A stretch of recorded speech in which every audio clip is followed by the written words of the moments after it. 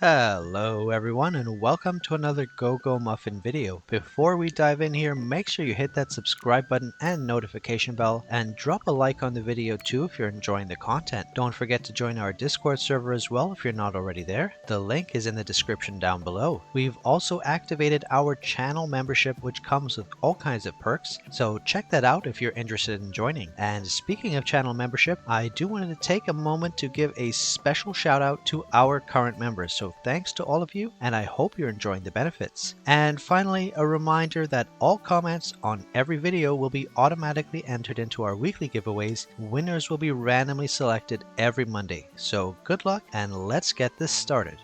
Well, we've recently had one of the biggest patches we've had since the game released, and not only did that patch include a ton of quality of life improvements and other optimizations, it also added to our game the Stellar Path system, which, trust me, I know when you first take a look at it, it seems absolutely overly complicated, but by the time we're done with this video, you will have a complete understanding of how this works. Now, we were all very surprised when this system was added to our version of the game, as it is very brand new for the Taiwanese version as well, and then the devs decided to give it to us in global too. So the Stellar Path system unlocks well into Class Change 3 when you reach stage, I believe it was 49-16 or thereabouts, and when you go into your info page, you'll see that it shows up here alongside Cat Buns, artifacts, etc. Now, when you first unlock it, you're going to see that these three buttons at the top here are not yet activated, and you just simply have to click the activate button for all three of them, and then you can see here as we tab through, there's quite a lot to take a look at here. But at its heart, what is Stellar Path exactly? The Stellar Path is an extra skill for your character to use. The essence of this system is centered around giving your character this skill to use, and you'll see here when you go to the main story journey, here's our normal tactical skills core skill, Melomon Awakening, and here it is. We get an additional skill from the Stellar Path system, and that is this here. Now, this is one of the three skills I'm using right now, Exile Star. We'll go through what seems to be the best in a little while, but let me show you right away how this skill looks. So we're going to jump into Dragon and take a look here, because you need to see firsthand exactly what we're dealing with, because people have asked, well, what's up with the Stellar Path skill? Is it any good? Is there even any damage output here? Is it worth investing in? Tell me about it. And we're going to take a look right now, because I have put a fair bit into this system already since it unlocked, so we'll be able to see a first-hand understanding of just how good or bad this skill is. So right away you'll notice that when you enter battle, it goes on a 10-second cooldown. That's because you have to wait 10 seconds after the start of combat for it to activate.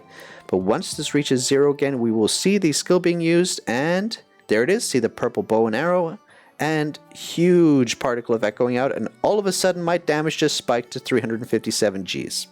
So yeah, my damage literally went from 200 to 350, so over 150 Gs damage increase. And you'll see here Exile Star did 1.4 T of damage in a single use.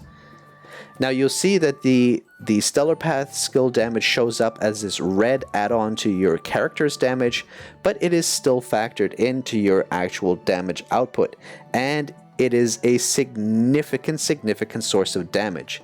So yeah, this is a serious damage output skill, and it is absolutely worth understanding how this works, because it's crazy how much damage potential there is in this Stellar Path skills.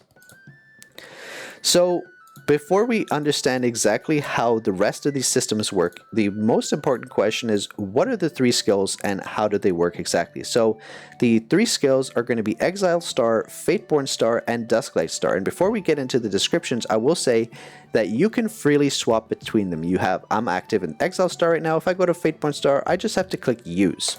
So now I'm using the Fateborn Star skill.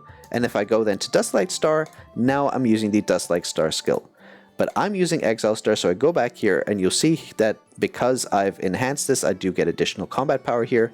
But let's quickly read the skill description and then go about how the progression in this system actually works.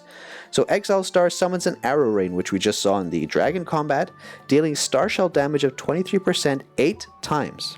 So this is a 23% damage hit 8 times, and then the arrow rain is at first as your arrows with a 30% damage increase, and then the next one is scarlet arrows, which has a 30% chance to double the damage, and the arrow rain switches between the two. So Exile Star basically shoots as your arrows, then scarlet arrows, and as your arrows, then scarlet arrows, back to forth, back and forth, back and forth, back and forth, and every time, every second cast, basically, you have a 30% chance to double your damage. So there is a little bit of RNG there, but it doesn't really matter because even without the RNG, it still does a lot of damage. The next skill is Fateborn Star. As you can see here, condenses energy in the target area, and after dealing a hit of 75% damage, it then deals 8.6% damage 7 to 11 times at random, plus increase the damage of the next cast by 2.5% for each hit. So here we have another RNG aspect where you have between 7 and 11 hits, and each of those hits gives an additional 2.5% damage on the next time you use the skill. Now, from my initial testing, this one is not quite as good as Exile Star, but we'll go over that in a second. The third and final skill is going to be Dusk Star, and you can see here, pierce a massive space wrist, deals 22% damage 6 times, which numerically is like not sounding that epic compared to the other skills, but you can see here, every time you cast, you gain a stack of Dusk Light, which increases the damage by 10% up to 5 stacks until the end of battle, which means after you cast this 5 times, it should be doing 50% more damage, which makes it pretty epic, right? So here's how this works. Out of these 3 skills, the one from our testing that has the most damage potential so far, and of course this is subject to change, and we will make another video if this ever does change, but Exile Star does seem to be the highest damage potential. However, in the early stages of progression, whatever you have the highest unlocks, the most cards for, etc., is going to be the one you should probably use for the time being until you can get more resources. So how do you progress in the system? What do you need to unlock? How do you choose things, etc.? So the first thing I will show is, actually let me show here first. When you see the skill here, you'll click on it. It is a card, and this card is something you can acquire through summoning for it. And you'll see here, just like many other systems, there are star ups, there's duplicates, and this is no different. So the main skill can be rare, epic, or legendary, and you can acquire these skill dupes, exactly like skills, in order to get these star up bonuses here. So how do you acquire cards? There is a lot more to understand about cards, which we'll get to in a second, but let's start with this. How do you get cards? You get cards here in the camp menu in the divination screen. Right next to the skill divination, you'll see the stellar path divination, which has the stellar path items. So you can acquire not only your main skills, but all these other cards. Like, what is going on? Look at all these cards. What does it mean? So let me show you exactly how this system works. So you can get cards from summoning. You can get the main skill here and get duplicates, which gets these stars. But if you click in the bottom right here on authority, you'll see that there's all these slots as well. So everything about this is centered around enhancing your main skill. So for Exile Star, we have, so for every skill, you have 2 exclusive card slots. Each skill has 3 exclusive skills just for that card. So there's 3 that are only for that particular skill. And you have to choose 2 of those 3. Fateborn Star has its own, Dusk Star has its own, and these are all separate per skill. So right now in Exile Star, I'm using this Effect Labyrinth, and I'm using this Between Reflections and Core Garden, etc. At the moment, I don't have a tier list or best cards to use at all. However, I will say that it does seem that there are some that are better than others. For example, there's one here, the Core Garden, which, for example, when the Star Shell is in cooldown, increases the damage of the next incantation by 0.44% per second up to 60 stacks. So if you have a longer cooldown, then this is going to actually stack up quite a lot of damage over time. Another good one here is the Celestial Path, which reduces the cooldown and increases the damage, which is pretty much a win-win situation. So I will probably make a follow-up video talking about what the best cards for each skill are, because right now I just don't have enough information to give you that. What I can tell you though is you acquire these cards from doing these summons here in the divination screen, and then you can take those cards and assign them to these skills here in Stellar Path by clicking on the Authority button and assigning them to that skill. Now, the other part of the screen here, this Corona Ring, Chromacity Cavity, you'll see that the first question people ask is, oh my god, which one do I invest in? Where do I put it? But you'll notice that each skill has the same levels as you see here, 25, 24, etc. So you can freely put your resources into this. It doesn't matter which skill you're clicked on, it's a general system. But how do you approach this and how does this work? So you'll see here that in the bottom right, you have this memory collector. And what this is giving you is it's giving you these materials, this memory essence and this inspiration, which you use to level up these aspects here. And the best way to level up, so I haven't claimed this in a while, so you can see it's ticking up to the maximum. I'm going to click claim and I'm going to get all these resources. Now this just passively generates over time, and you'll see as you unlock certain levels here, you get other benefits. So this increases the collection rate of memory essence to 42 per hour, and you have this on all of the skills. Plus, you'll see here all ascensions reach level 25, so there's additional benefits. So what's the best way to approach this? So you gather these memory stones and inspirations and you level up these 6 items here. And the best way is to go to level 25 on everything first. So level 25, 25, 25, then I'm going to go here, take this up to 25. I don't have enough, so I'm 23 out of 40, so I need to wait a bit more. But then I will go and I'm just going to level all these up to 24 because I have plenty of materials. So I get lots of these materials, and then the inspiration takes a bit longer to generate. So you're going to go and get all of these 6 skills to level 25 first in order to get more collection, a faster collection rate of the memory essence, which then you can use to level these up faster.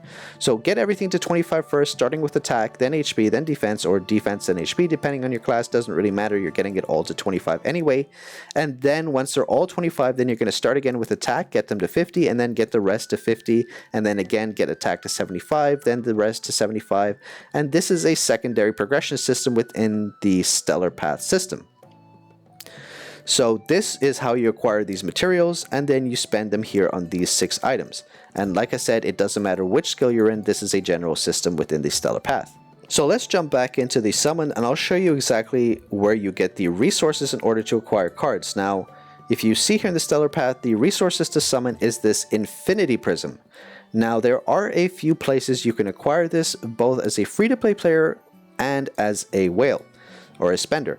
So the places you can acquire this prism in order to summon for cards are going to be, number 1, in the daily hamster goods. You can see here you can purchase 5 for Stellarite. You can acquire some in the Rift supplies here. You can also acquire them in your dragon here. If you look at the initial reward here, you can get 2 from your daily dragon. And finally, in your packs here, you can see here there's 2 separate packs. One of them is for Stellarite, and one of them is for real world money. So these are the main sources of Infinity Prisms, and you acquire them through all these sources, and then you go again here and you summon for them. Now you'll see this wish list here. I believe, I'm trying to remember exactly when this showed up for me. I believe it was after I did around 100 or 150 summons or something like that. This wish list showed up, and once this shows up, you're basically able to add a rate up for which one of the 3 skills you want. So I've put it on Exile Star because, like I said, through all of our testing and as well through testing done by people in the Taiwanese version, the Exile Star skill is the one with the highest damage potential. But in the early progression, whatever you want to use based on your available duplicates is fine. So basically that is more or less how this system works. I'm trying to think if there's anything more I can really say at this point. It is a skill. You basically acquire cards through summoning in the divination window to apply here 4 general ones and 2 exclusive per skill, and then the 6 power-ups here, you acquire the resources over time passively in the bottom right, and you want to get everything to 25 first, then 50, then 75, so that you can increase the collection rate, which allows you to then also progress the system faster. So that's basically, I'm trying to keep this condensed. I know, like, for example, when I introduced the cat buttons system, I made like a 40-minute video about it. So I'm trying to keep this a little shorter than normal. But I believe that's basically everything you need to know about this system. And so the progression, once again, is you're collecting these memory essences here. You're collecting the infinity prisms from the various systems I've just explained in order to summon the cards, in order to enhance the main skill that you choose. And then that skill is going to give you a significant damage boost in combat. So there you have it. That is the Stellar Path system in a nutshell. I hope this helps you break down and understand the system a little better. And like I said, I will be doing obviously a follow-up video once we've had a lot more time to do testing and understanding, you know, an exact tier list, a tier list of which of the 3 skills are better, plus then which of the actual cards I would recommend using for each of those skills. For the time being, more stars equals better, and just go with that mantra until you get more and more resources in order to play with. So there you have it. I hope you enjoy this new Stellar Path system. I certainly think it's a very nice add-on to the game and adds a lot of min-maxing and theorizing, which is always a good thing. So take care, everyone. Thanks for watching, and I'll see you in the next video. Bye now.